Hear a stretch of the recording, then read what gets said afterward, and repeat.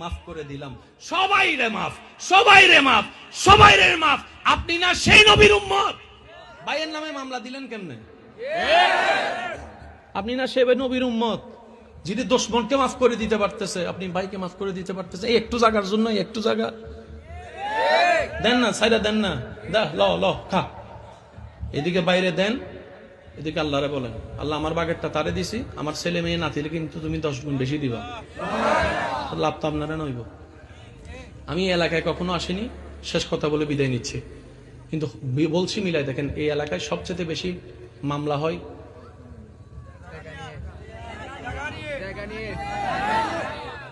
হ্যাঁ, আছে না মামলা? এক ভাই আরেক ভাইয়ের দিকে তাকায় না। অনেকে জানাজায় গেলে লাশও দেখে না, চেহারাও দেখে না। ওরে বাবা, যে বাহাদুরি! আমনে মরতেন না জীবনে? হ্যাঁ, মরতেন না আমনে? কি সাহস! আস্তাগফিরুল্লাহ।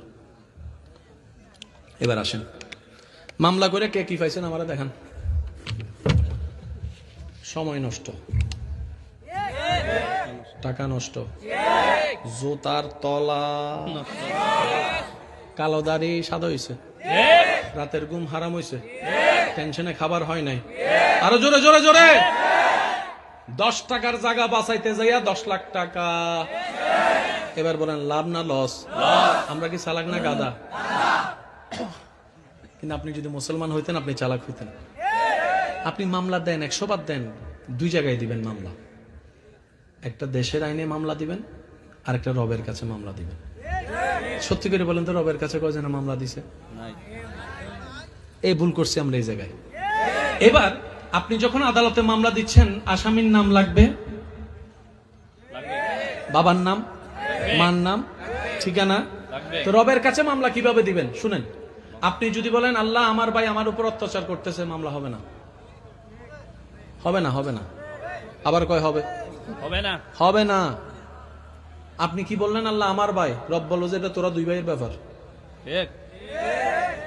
ছেলে যদি মোবাইল ভাঙে গুনাহগারি দিবে কে?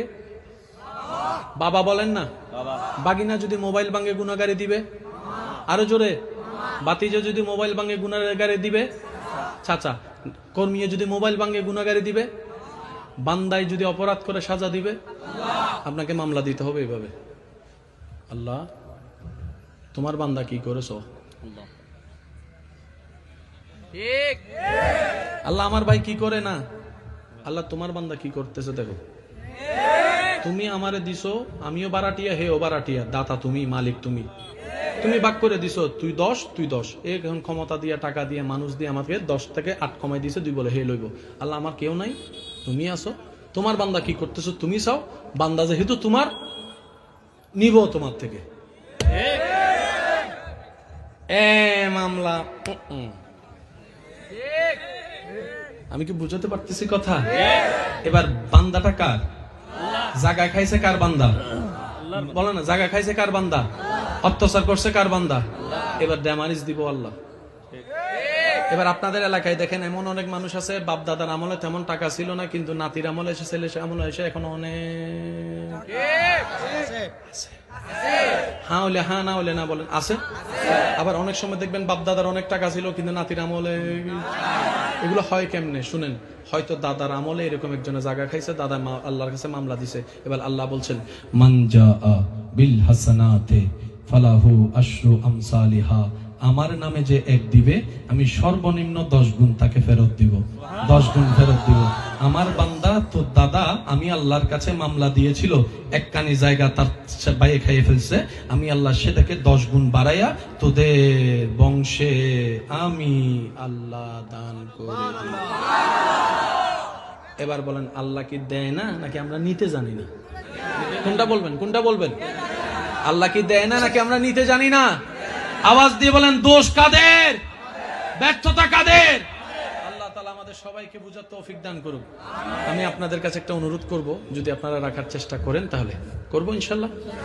যারা আমি অধমকে ভালোবাসেন আল্লাহর জন্য, আপনাদের কাছে আবদার করে বলছি, সবাইকে না, রাত্রে ঘুমানোর আগে ওযু করে শোয়ার চেষ্টা করবেন।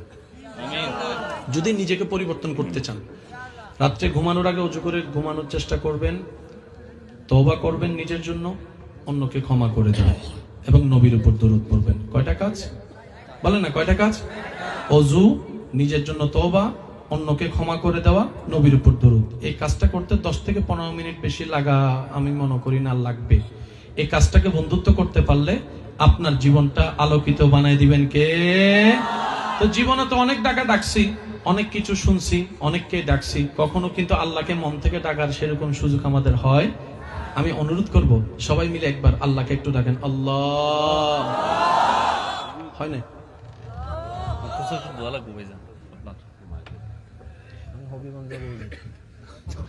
বলেন আল্লাহ।